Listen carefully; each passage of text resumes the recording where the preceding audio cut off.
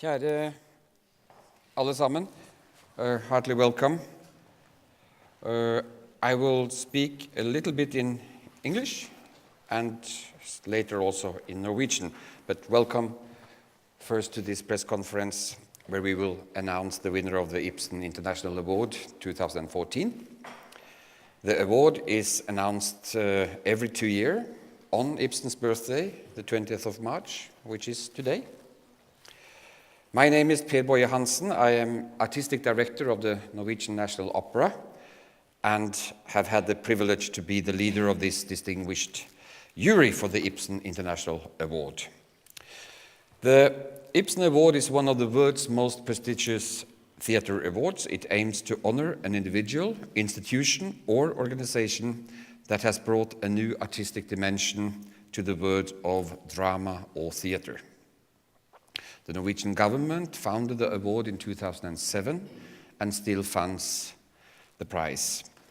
The amount the winner receives is 2.5 million Norwegian kroner. I think it is the highest awarded theater prize in the world. It's approximately 300,000 euro or $450,000. The award ceremony will take place during the Ibsen International Award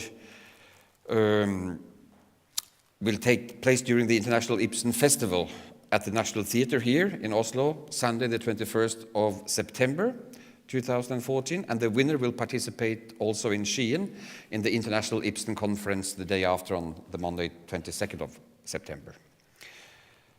The International Ibsen Award was first awarded to the veteran theater director Peter Brook in 2008. The prize has since then been given to Ariane Menochin of the Théâtre du Soleil in 2009 and to the dramatist Jon Fosse in 2010 and to Heine Goebbels in 2012. The winner is decided by a committee, and I'm happy that all the seven members of the committee are present here today. It's an honor for me to present its members. Therese Bjørneboe, Vice Chairman of the committee, a leading Norwegian theater critic and editor of Norsk Shakespeare and Teatertidsskrift, which has been a significant contribution to Norwegian theater. Christiane Schneider has a long career as theater manager from several festivals and theaters. Today she is director of artistic planning at the Münchner Kammerspiele, which I have to say is one of the leading European theaters. Hanne Tømta is known to all of you, of course, director and artistic leader of this house, leader of the program for international contemporary theater in Norway, Icon, and also director of the Ibsen International Festival. Roman Dolzhansky, theater critic and dramaturg, chief dramaturg of the Theater of Nations in Moscow, and artistic director of NET, the New European Theatre Festival.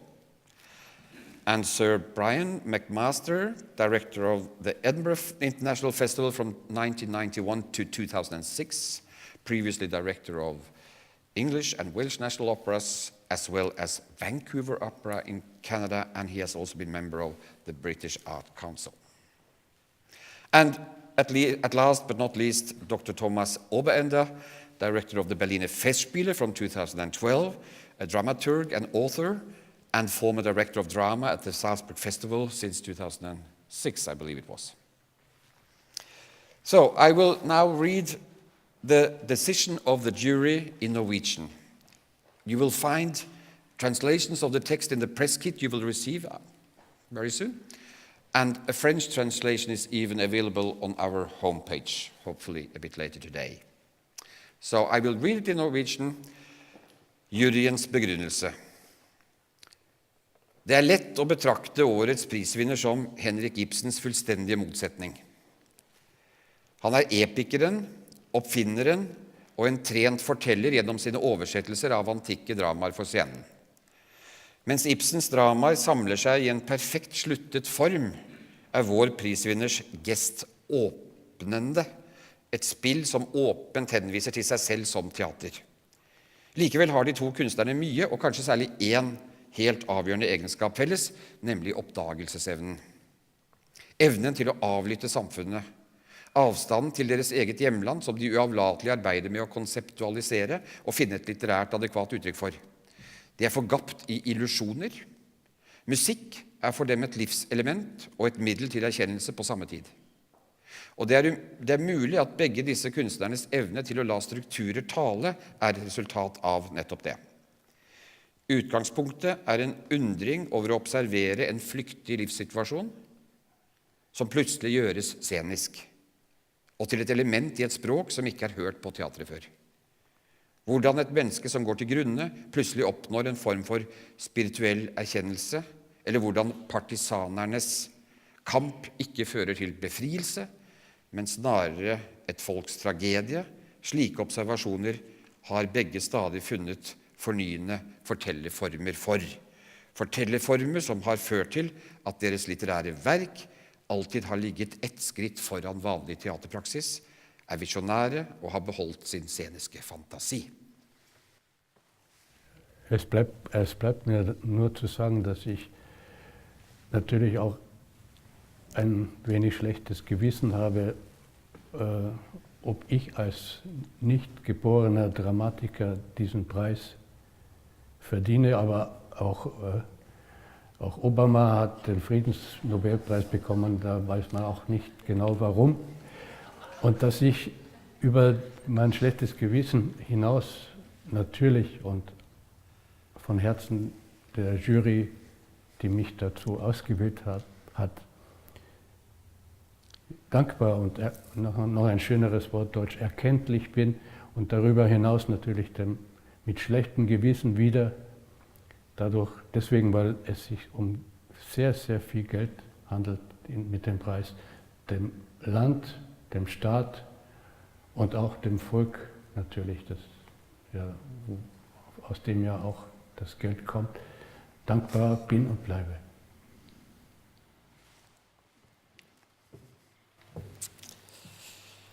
Når Ibsen Awards 2014 går til Peter Handke, hedres han nettopp også for sin poetiske undring.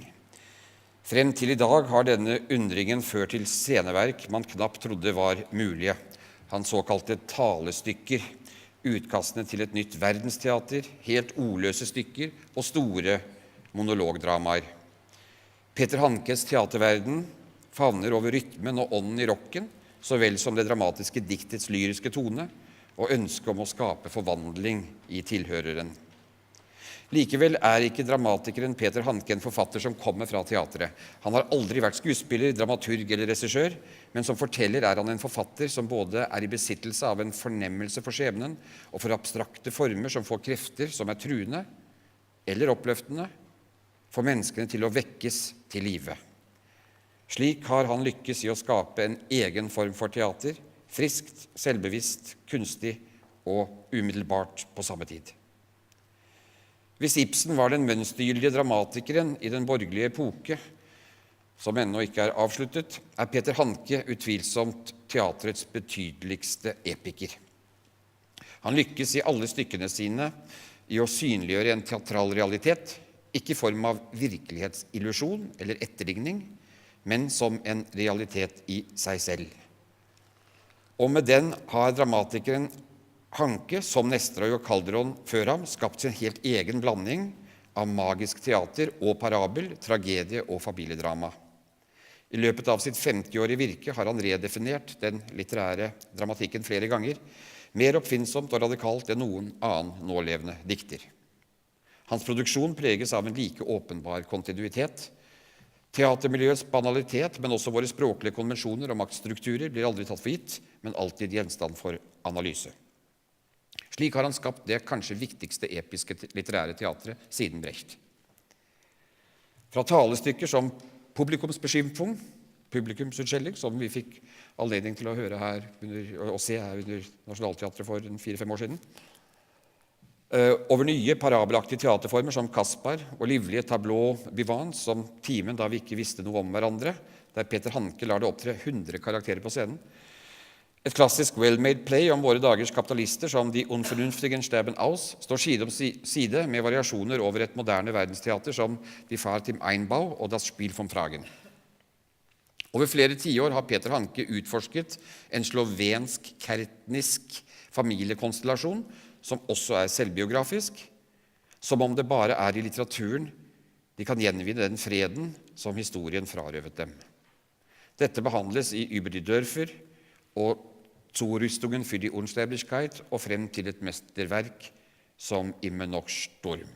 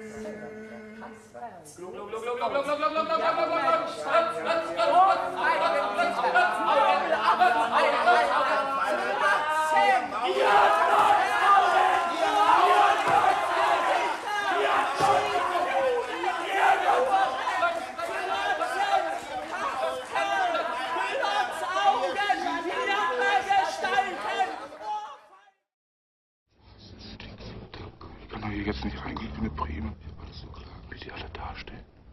Wie die mich anglotzt. Das hätte ich ja gestern sagen sollen. Dass mir das leid tut.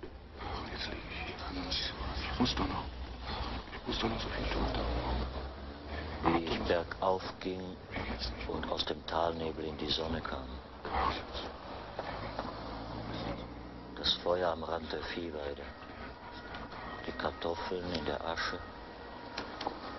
Das Bootshaus weit draußen im See, das Kreuz des Südens, der ferne Osten, der hohe Norden, der ewige Westen, der große Meeressee.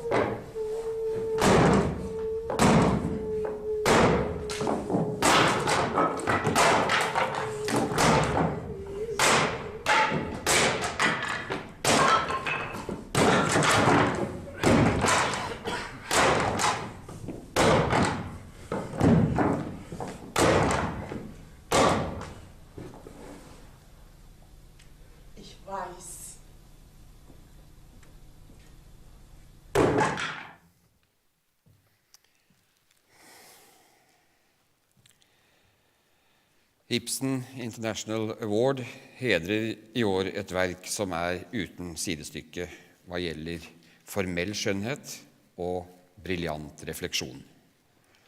Peter Handke fremstår gjennom dette verket som en kosmopolit, en som videreskriver verdenslitteraturen og gir mangfoldet i menneskets historier og felleshistorie, rom og beskyttelse. Hans tekster skaper åpenhet, oppmuntrer til å våge å definere seg selv og har i årevis bidratt til å skape stadig større aksept for det fragmenterte og den ledige antydningen.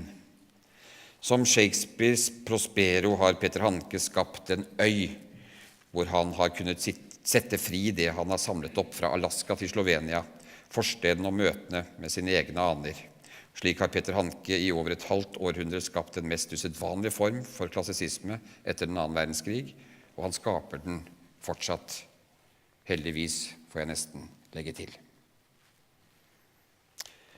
So that was the text from the jury, and before we open for a discussion or for questions, Laila Goody, principal actor here at the National Theatre, will read a poem by Peter Handke.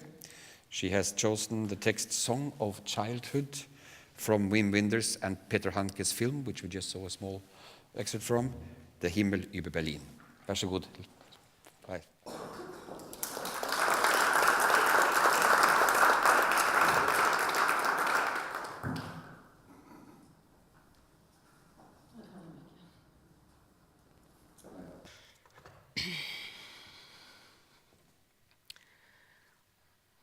When the child was a child, it walked with its arms swinging, wanted the brook to be a river, the river to be a torrent, and this puddle to be the sea.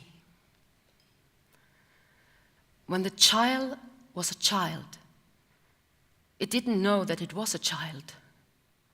Everything was soulful, and all souls were one. When the child was a child, it had no opinion about anything, had no habits. It often sat cross-legged, took off running, had a cowlick in its hair, and made no faces when photographed. When the child was a child, it was the time for these questions. Why am I me, and why not you? Why am I here, and why not there? When did time begin, and where does space end? Is life under the sun not just a dream? Is what I see and hear and smell not just an illusion of a world before the world? Given the facts of evil and people, does evil really exist? How can it be that I, who I am, didn't exist before I came to be, and that someday who I am will no longer be who I am? When the child was a child, it choked on spinach, on peas, on rice pudding, on steamed cauliflower, and eats all of those today, and not just because it has to. When the child was a child, it awoke once in a strange bed, and now does so again and again. Many people then seemed beautiful, and now only a few do, by sheer luck. It had visualized a clear image of paradise, and now it can at most guess, could not conceive of nothingness, and shudders today at the thought. When the child was a child, it played with enthusiasm, and now has just as much excitement as then, but only when it concerns its work. When the child was a child, it was enough for it to eat an apple, bread, and so it is even now. When the child was a child, berries filled its hand as only berries do, and do even now. Fresh walnuts made its tongue raw, and do even now. It had, on every mountaintop, the longing for a higher mountain yet, and in every city, the longing for even greater city, and that is still so. It reached for cherries in topmost branches of trees, with an elation it still has today. Has a shyness in front of strangers, and has that even now. It awaited the first snow, and waits that way, even now. When the child was a child, it threw a stick like a lance against a tree, and it quivers there still today.